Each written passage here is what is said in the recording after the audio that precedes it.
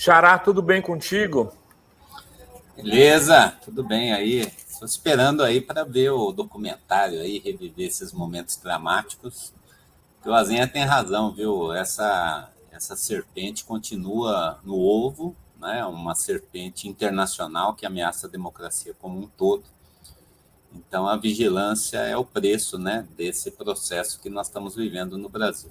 Parabéns aí pela iniciativa. Pois é, e olha, já fizemos 800 mil views, Renato Simões. Não é pouca coisa não, hein? 800 mil pessoas assistiram o documentário do Azenha no primeiro e no segundo episódio. Certamente, nesse terceiro, a gente vai bater em 1 milhão.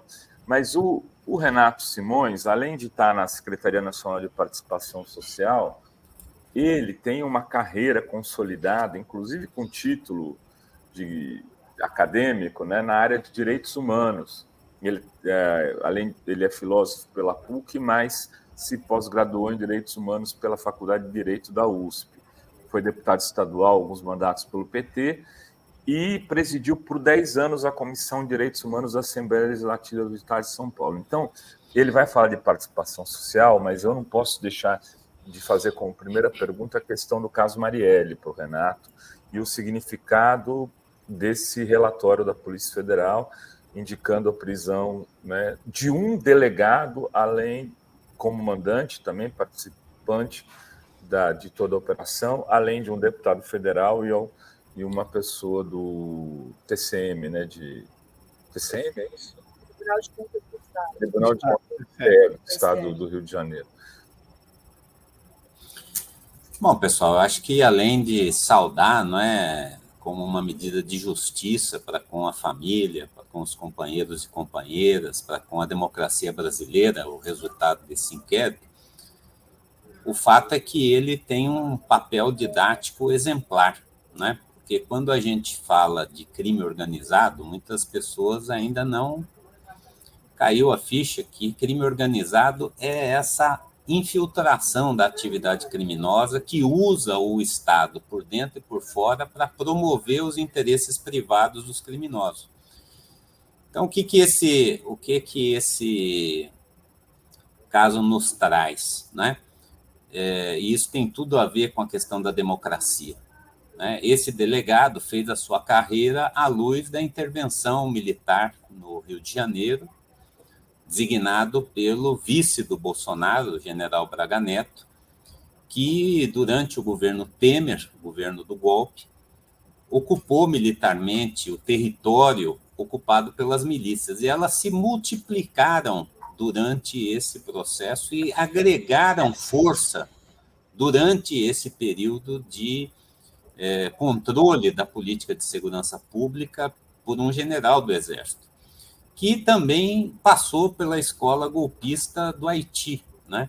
As relações que esses militares estabeleceram com territórios controlados por milícias e por criminosos no Haiti foi uma espécie de embrião, né, dessa convivência institucional malévola entre Forças Armadas e seus gestores com o crime organizado nos territórios.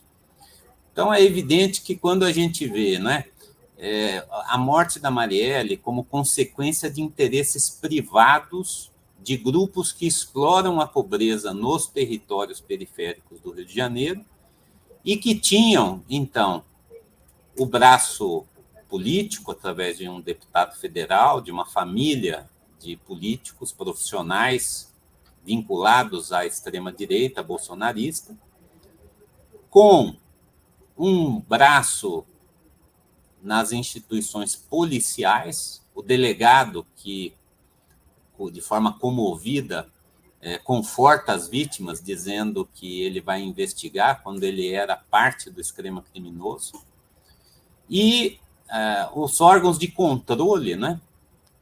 O criminoso que saiu do braço político para o Tribunal de Contas, ele tem um poder político muito grande, porque um conselheiro criminoso no Tribunal de Contas tem na mão prefeitos, tem políticos de todas as, né, governadores, se quiser.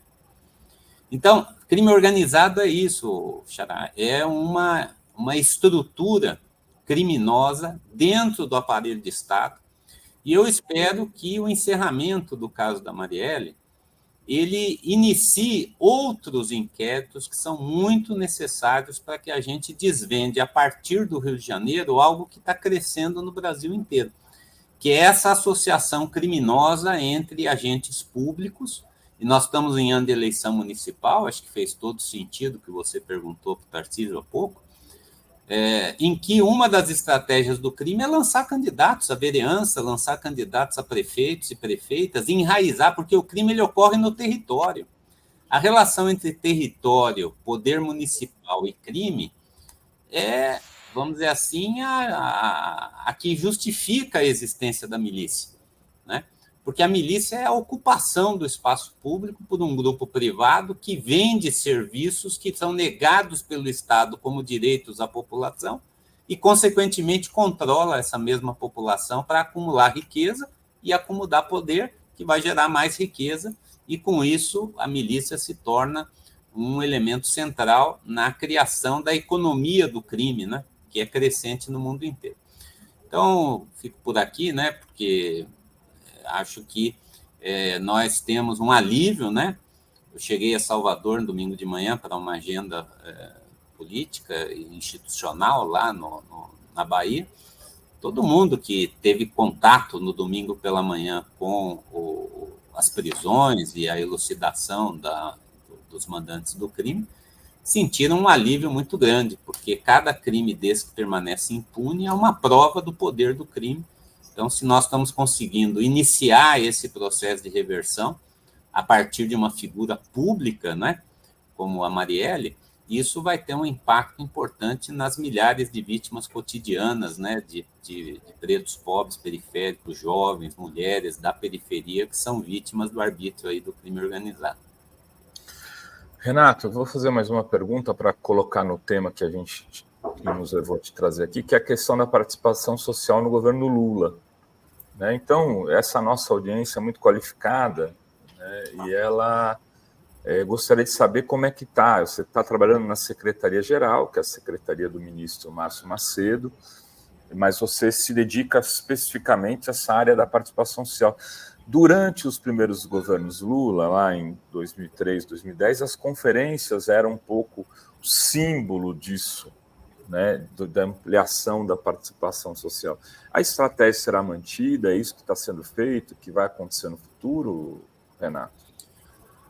Bom, com certeza foi uma das marcas da reconstrução, né? Nós, nesse ano de 2023, o presidente Lula, ele teve como meta reorganizar aquilo que foi destruído no governo anterior.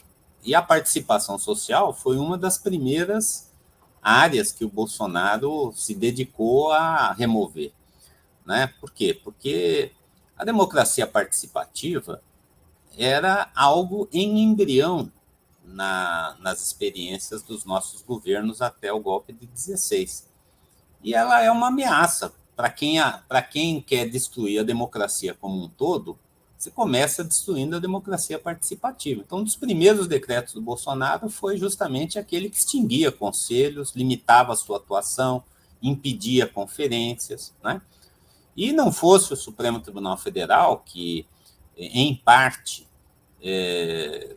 impediu, né, essa tarefa, garantindo a existência dos conselhos que tinham amparo em lei, nós teríamos sido varridos do mapa nesse governo. Então, durante o período do governo do presidente Temer, do presidente Bolsonaro, houve apenas 6 conferências nacionais em 6 anos, né? Nós tínhamos 116 conferências nacionais nos governos Lula e Dilma. 6 conferências foi o que o presidente Lula viabilizou no primeiro ano de governo, né? Foi o resultado, foi igual em número às conferências de 6 anos do governo do golpe.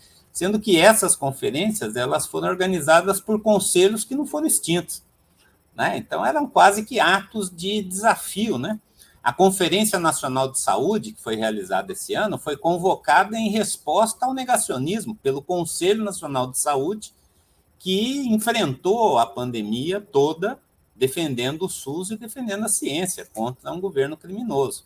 A Conferência Nacional da Criança e Adolescente, que termina agora, foi convocada por um Conselho Nacional durante o governo Bolsonaro, com o tema justamente do impacto sobre a infância e a juventude das ações criminosas da pandemia.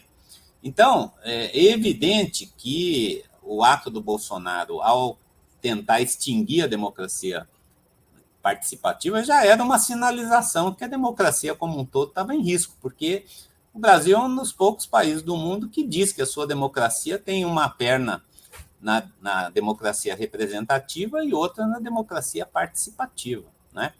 Agora, o fato é que essas instâncias e mecanismos de participação social, elas foram reconstruídas no ano anterior. Então, hoje nós terminamos o ano, né, com 52 conselhos nacionais recompostos e em funcionamento, um número grande, no mínimo igual a esse, de colegiados nacionais em políticas públicas expressivas e específicas, com participação da sociedade civil, dos movimentos sociais organizados.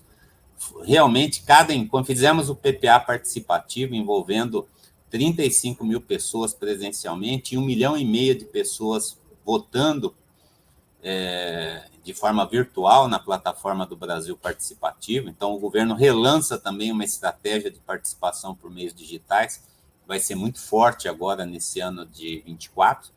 Mas nós temos para esse ano, Robai, além de manter esse sistema azeitado e funcionando, né, nós vamos ter 25 conferências entre esse ano de 24 e o primeiro semestre de 25, já convocadas pelos ministérios, mas nós temos que aprimorar esse sistema. E em pelo menos 3 direções é o que o governo de transição encomendou ao ministro Márcio Macedo e à Secretaria-Geral da Presidência da República.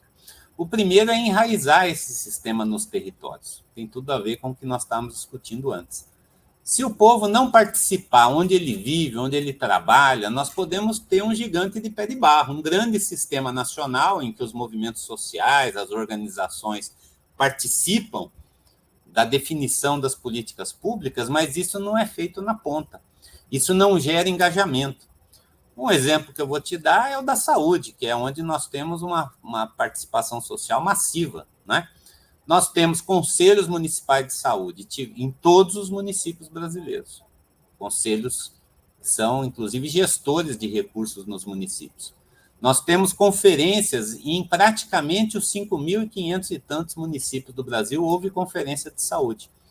Mas de 44 mil unidades básicas de saúde, somente 1.000 têm conselhos locais de saúde, que é onde o povo do bairro, onde o povo da região, da UBS, do posto de saúde participa.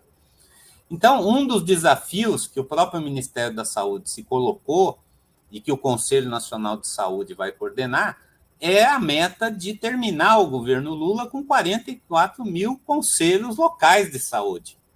É onde as pessoas ali vivem, é onde enfrentam o negacionismo. Por que caiu a taxa de vacinação no Brasil?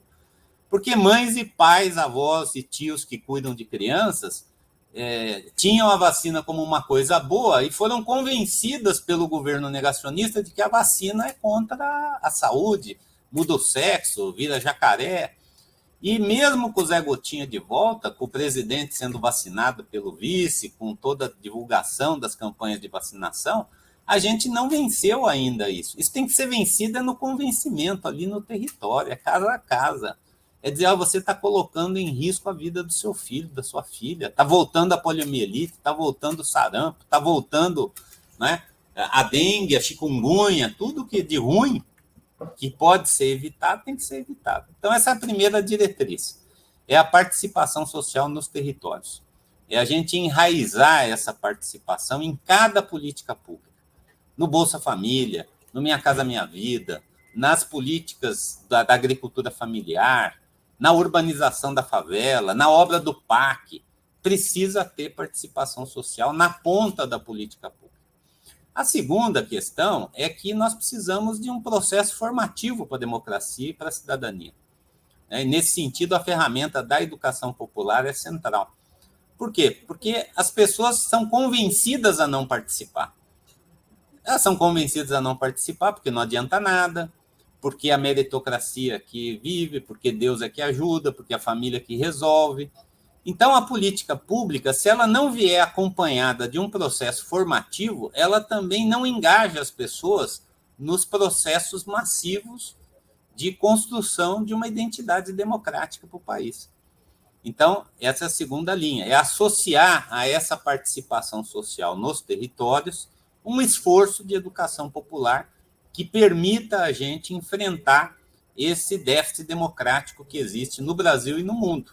Né? Como você mencionou o caso da Hungria, há vários em que o processo democrático, ele hoje caiu numa descrença muito grande e as pessoas não se engajam, não participam. E a última é o debate, Rovai, sobre o orçamento. Né? Nós tivemos o PPA participativo com uma grande participação, uma alegria, você chegava nos estados, plenárias com 2.000 pessoas, 3.000 pessoas participando nos estados de eventos com os ministros, né? 4 milhões de pessoas acessaram a plataforma digital com seu CPF, portanto, não teve risco de robô, de fake news, de nada, era o CPF que fazia a pessoa entrar no ambiente da plataforma digital.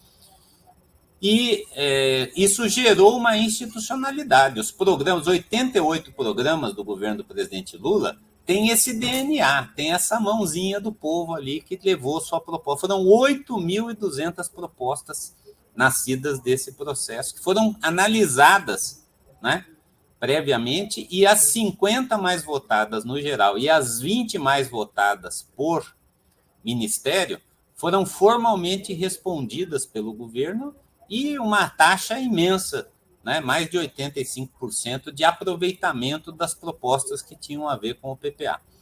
Então, isso nos indica um caminho para a gente discutir um possível orçamento participativo no governo Lula, que seria uma iniciativa inédita, porque nós nunca tivemos orçamento participativo no plano federal em governos anteriores. Existe essa possibilidade concreta? Seria maravilhoso, né? A Zenha, existe, né? Isso está em discussão agora. Não é uma cultura difícil de ser criada na máquina pública, né?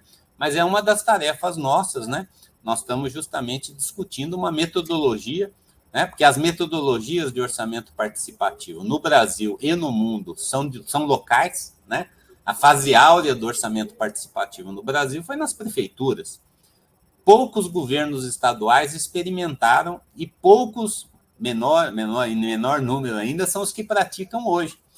Mas nós temos orçamento participativo em vários estados do Brasil, né? Agora, recentemente, o Piauí está lançando, o governador essa semana lançou o orçamento participativo no Piauí, temos uma experiência consolidada na Paraíba, enfim. O que nunca foi feito, e essa é a dificuldade que nós estamos enfrentando nesse momento, é a gente conceber uma metodologia para um orçamento participativo federal. Então, esse debate está posto esse ano, né? E nós esperamos ainda, esse ano, iniciar alguma forma de orçamento participativo para que ela possa ir, talvez aí num caráter experimental nesse primeiro ano, e fortalecendo para que até o final do mandato do presidente Lula a gente tenha institucionalizado, né? Aliás, é uma das metas da Secretaria-Geral inseridas no plano plurianual, que hoje é lei, né? É realizar o orçamento participativo federal. Legal. Olha só, deve ter superchats, a Adri vai ler, o secretário também tem outras atividades, aí ele comenta os superchats, o Azenha fala um pouco da Hungria, e eu termino com Fala Rovai. Esse aqui é a ordem do programa, Adri? Mas antes, os superchats, como são do documentário, acho que a gente pode ler daqui a pouco. Eu tenho só pergunta para o Renato sobre essa questão das mobilizações em torno dos 60 anos do golpe de 1964, né? Aliás, no dia 1º vai ser lançado aqui o episódio 3, né, do ato 18. Como que você vê essas mobilizações da sociedade, essa polêmica que deu, porque o governo não é papel da sociedade civil encabeçar esses atos para lembrar aí os horrores. A despeito de também ser o papel do governo, na minha opinião. Mas aí o Renato fica à vontade para defender o governo. Essa é uma decisão do presidente que tem as suas razões e ele as apresentou. O presidente não mandou arriar bandeira nenhuma da sociedade civil, nem disse que o governo não está encaminhando medidas de reparação. ele disse que o governo esse ano não vai realizar atividades pelos 60 anos do golpe militar de 64. Agora, o presidente não disse, olha, não vai ter, né? Ele não fechou as instâncias e mecanismos de reparação no plano do governo federal. Nem a sociedade civil foi convocada por ele a não falar nada. Né? Tanto agora, domingo, tem a Marcha do Silêncio aí em São Paulo, tem várias iniciativas da sociedade civil, e a sociedade civil ela tem total autonomia. As pessoas, às vezes, pensam que a participação social é uma forma do governo controlar a sociedade civil ou da sociedade civil controlar o governo. Né? Dentro da linha filosófica clássica de que uma coisa é uma coisa, outra coisa é outra coisa, governo, sociedade civil, eles têm funções complementares que se expressam na participação social. Que a participação social é a pactuação do que a sociedade civil e o governo pensam. Né? E isso não muda a opinião do governo, nem a opinião da sociedade civil, quando não há consenso. E a questão democrática vem justamente selar esse compromisso, porque a autonomia permite que o governo promova ou não atividades que a sociedade civil promove ou não. Né? Então, eu acho que o presidente Lula tem as razões institucionais e a análise de conjuntura que ele tem feito sobre o momento atual da luta pela democracia, né? E ele tem as razões dele, cabe a nós, enquanto governo, cumprir a determinação do presidente. Mas a sociedade civil cabe fazer o que ela tem que fazer, né? E, nesse sentido, nós esperamos que não haja nenhuma pá de cal na luta por memória, verdade e justiça, com a qual o governo tem compromisso também. O ministro Silvio Almeida reafirmou recentemente isso, né? E, consequentemente, a voz do governo é a voz do presidente, né? E, nesse sentido, nós esperamos, né, que as iniciativas do ministro Silvio Almeida, do ministro Lewandowski, né, que estão encabeçando, né, as medidas de reparação, sejam não só mantidas, como aprofundadas. Né? Agora, o que nós temos acompanhado também é o fato de que esse ano nós temos uma resposta do governo importante ao genocídio da pandemia. Né? Nós estamos também identificando como uma meta do governo que os crimes cometidos durante a pandemia não tenham o mesmo destino dos crimes cometidos durante a ditadura, que ficaram impunes por décadas. Né? Então, acho que esse é um ponto muito favorável. Recentemente, a ministra Anísia e a ministra Margarete assinaram o memorial das vítimas da Covid, lá no Rio de Janeiro. Né? Foi feito um grande seminário sobre memória aqui na semana retrasada. Nós estamos com iniciativas do governo federal na reparação aos órfãos e órfãs da Covid. Nós temos iniciativas para os sequelados e sequeladas da Covid. Então, memória, verdade e justiça é algo permanente na preocupação do governo e da sociedade. A gente espera que realmente esse processo de resgate da memória histórica não seja obstaculizado por nenhuma iniciativa, nem do governo, nem das Forças Armadas, nem da sociedade civil. Renato, agradeço aí a tua participação. Vamos te convidar outras vezes para você vir aqui e tomara que esse plano, esse projeto do orçamento participativo do governo federal evolua e dê certo. Eu acho que tem muitas formas de fazê-lo, usando inclusive as nossas tecnologias, né? A gente tem em vários lugares e isso já funcionando, e seria uma medida acertada do governo que colocaria a sociedade civil e a sua participação no outro patamar. Obrigado, Renato. Obrigada, Renato. Valeu, um abração para vocês aí. Tchau, tchau.